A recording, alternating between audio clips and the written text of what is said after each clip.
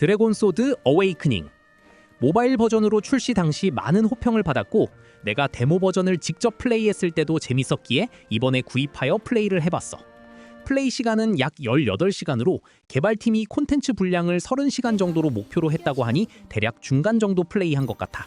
레벨 40, 보스 몬스터는 3마리 정도 잡은 상태야. 지금까지 플레이하면서 느낀 소감을 먼저 말하자면 단점도 명확하고 장점도 명확하다. 호불호 갈릴 수 있는 작품이라고 생각이 드네. 그렇지만 나는 정말 재밌게 즐기고 있어. 일단 많은 사람들이 호평하는 전투 시스템. 왜 전투가 재밌다고 느껴졌는지에 대해서 나름대로 심층적으로 분석을 해봤어. 지난번 데모 버전을 플레이하면서도 의견을 남겼었지만 그때는 3시간 정도로 가벼운 플레이를 남겼던 거고 이번에는 정말 제대로 된 의견을 말할 수 있을 것 같네.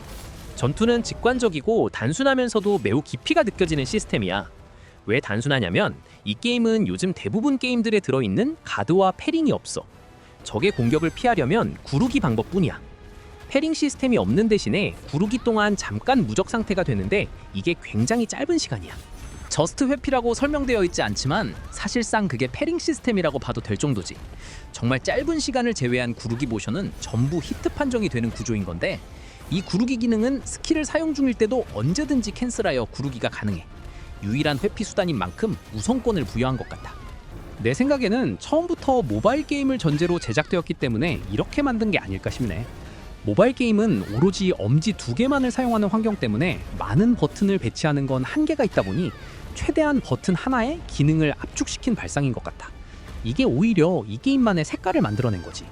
아마도 어떤 사람들은 가드와 패링을 넣어달라는 요청이 분명히 있을 거야.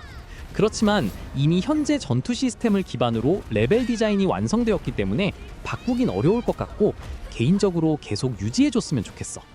요즘 액션 게임들은 갈수록 기능들이 많아지고 복잡해지면서 진입장벽이 꽤 높아진 상태인데 이게 나중에 갈수록 적이 가드 불능기, 회피 불능기 같은 공격을 하거나 오로지 패링으로만 공격을 쳐내야 하는 어려운 패턴들이 많아진단 말이지. 그렇다 보니 처음 배우는 건 복잡한데 나중에 갈수록 버튼 사용은 단순해지는 게 요즘 액션 게임들이거든. 알다시피 재밌는 게임은 입문은 쉽게, 마스터는 어렵게 나와야 하는데 정반대가 되는 게임이 꽤 많아. 그런데 이 게임은 공격, 점프, 구르기 딱 3개뿐이야. 다른 게임들처럼 약공격, 강공격 개념이 없어서 양양약강, 강강강 이런 콤보를 외울 필요도 없어. 이보다도 더 직관적인 액션 게임이 얼마나 있을까? 최근에 출시한 액션 게임 중 가장 입문 진입 장벽이 낮게 짜여졌다고 생각이 돼. 두 번째 특징은 정해진 조건에서만 발동이 되는 태그 스킬 시스템이야. 캐릭터마다 스킬을 총 4가지가 있는데 내가 언제든지 사용할 수 있는 액티브 스킬 2개, 특정 상황 조건이 충족되었을 때 사용할 수 있는 태그 스킬 2개. 액티브 스킬도 2개밖에 없어서 쉽고 단순해 보여도 태그 스킬이 핵심 시스템이야. 예를 들어서 적이 스턴 상태가 된다거나 가드가 깨지는 브레이크 상태가 되었을 때 왼쪽 상단 캐릭터 체력바에서 태그 스킬을 사용할 수 있는 표시가 뜨게 돼. 태그 스킬을 사용하면 캐릭터가 교체되면서 스킬을 사용하고 두 캐릭터가 같이 한 곳에 존재하게 되지. 태그 스킬은 쿨타임이 없어서 특정 조건만 되면 언제든지 재사용이 가능해. 심지어 태그를 할 때 쿨타임도 없어. 원래는 내가 캐릭터를 교체하면 3초 동안 다른 캐릭터로 바꿀 수 없어. 이렇다 보니 쿨타임이 존재하는 액티브 스킬보다 캐릭터 조합을 맞춰서 무한정 태그 연계 공격이 되도록 파티를 구성하는 게 중요해. 이 부분 덕분에 전투의 깊이감이 상당하거든. 어떻게 하면 최고의 조합으로 태그 스킬을 무한정 돌릴 수 있는지 연구하고 고민하는 재미가 있어. 잘 모르는 사람들은 많은 사람들이 추천하는 조합을 사용해도 돼. 그렇게 최적의 팀 조합이 완성이 되면 화면 전환이 매우 빠르게 전환이 되면서 엄청난 속도감을 느낄 수 있게 돼. 이 게임을 처음 시작하게 되면 전투 템포가 느리다고 느껴질 수도 있어. 캐릭터들의 기본 공격 속도가 속도감이 있다고 느껴지진 않거든. 내가 처음 입문할 때 그렇게 느꼈었는데 두 번째 보스를 겪고부터 이 시스템에 눈을 뜨게 되면서 정말 잘 만든 전투라는 걸 느껴졌어. 만약 지금보다 캐릭터의 공격 속도가 더 빠르다면 태그를 했을 때 캐릭터의 체류 시간도 짧아질 거야. 두 캐릭터가 같이 있을 때 주는 시너지 효과가 있는데 그 장점이 사라지게 되지. 예를 들어서 카스텔라가 휘린드를 쓰는 동안 몬스터들이 넉백이 되면서 퍼지는데 뮤트의 태그 스킬로 한 놈을 붙잡아서 다시 휘린드 범위 안에 집어넣는 게 가능해. 이런 시너지 효과가 상당히 많거든. 이건 개발팀이 캐릭터의 전투 속도를 의도한 거라고 볼 수 있어. 이것보다 전투 템포가 더 빨라진다면 우리가 흔히 아는 이제는 진부한 캐릭터 교체 방식 게임이 될 뿐이야. 태그 스킬에 대해서 알게 되면 지금 전투 속도도 매우 긴박하고 빠르게 느껴진다는 걸 알게 돼. 왜 이런 템포로 전투를 설계했는지 이해할 수 있었어. 그리고 세 번째는 가드 게이지 시스템인데 모든 캐릭터와 적은 체력바 밑에 가드 게이지가 있어. 가드 게이지가 있을 때 체력바 데미지가 경감이 되지만 가드 게이지가 완전히 사라지게 되면 브레이크가 뜨면서 무방비 상태가 되는데 이때 쉬지 않고 계속 데미지를 퍼붓는 게 중요해. 가드 게이지는 일정 시간 동안 공격을 받지 않으면 바로 100%로 꽉 차버리기 때문에 적의 가드가 풀린 시점부터 연계 공격을 어떻게 때려야 할지 전투 템포를 조절해야 해. 확실하게 큰 연계 데미지를 주려면 액티브 스킬 쿨타임이 얼마나 남았는지 같은 걸 신경 써야 하지. 그래서 전투를 해보면 드래곤 소드만의 색깔이 확실하게 느껴져서 좋고 이걸 재밌게 풀었다는 게 놀라웠어. 물론 단순히 때리고 피하고 스킬 쓰는 것도 재밌지만 이걸 깊게 팔수록 정말 끝이 없다는 게 느껴져. 재밌는 게임의 기본 원칙, 입문은 쉽게, 마스터는 어렵게를 잘 지킨 대표적인 사례라는 생각이 들었어. 이것과 비슷한 전투 시스템 게임이 뭐가 있을지 고민을 해봤는데 딱히 없는 것 같아. 그 정도로 전투 시스템은 이 게임만이 갖고 있는 정체성이라고 볼 수 있어. 여기까지가 내가 느꼈던 이 게임의 장점이야. 이제부터는 단점 요소인데 이 게임은 오픈월드라고 부르면 안 되고 사실상 오픈필드라고 생각이 됨. 월드에서 특별한 상호작용 요소들은 없었고 맵 곳곳에 숨겨진 퍼즐 정도만 있었어. 탐험이 주는 만족도는 솔직히 못 느꼈어. 정말 잘 만든 오픈월드 게임들은 맵 곳곳에 호기심을 유발시켜서 옆길로 새도록 만드는 요소들이 많은데 이 게임은 지금까지 플레이하면서 한 번도 못 느꼈던 것 같네.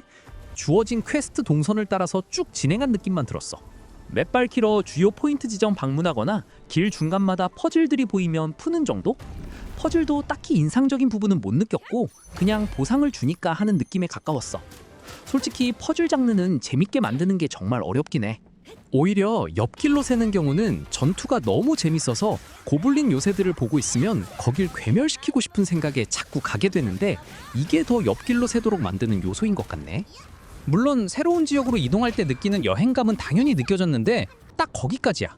NPC를 상대로 할 수 있는 것도 없고 마치 MMORPG 게임의 월드를 혼자 돌아다니는 느낌이 강해. 그래서 탐험을 기대한다면 절대로 추천하지 않아. 내 생각에는 원신 같은 게임이 잘 나간다고 하니 투자자를 위한 구색 맞추기용이 아닐까 싶더라. 개인적으로 원신도 오픈필드라고 생각하는 편임. 스토리는 나는 두 번째 보스 이후부터 재밌다고 느껴졌어.